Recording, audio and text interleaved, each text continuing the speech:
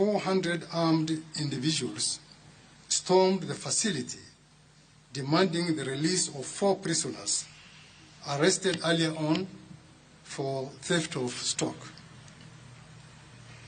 Despite the officers' resistance, the crowd overwhelmed them, resulting in the burning of the police station and the tragic suffocation and deaths of 3 suspects who were in custody, whereas one is currently hospitalized and is in a very, very critical situation.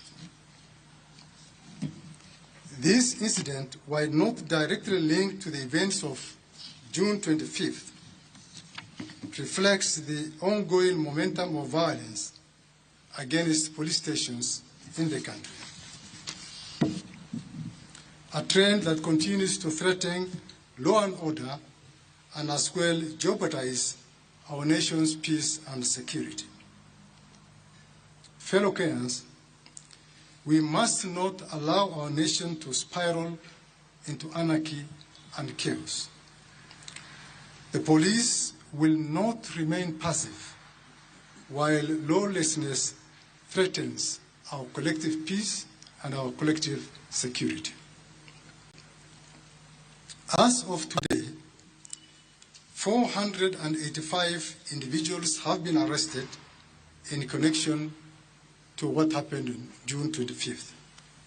Of these, 448 have already been charged in court and 37 remain under active investigation, some pending further custodial hearings. The charges range from murder, terrorism, rape, gang rape, arson, obstruction of police officers while on duty, breaking and stealing, robbery and as well robberies with violence, stealing from locked motor vehicles, incitement to violence, handling stolen goods, malicious damage to property, and possession of illegal firearms. Further,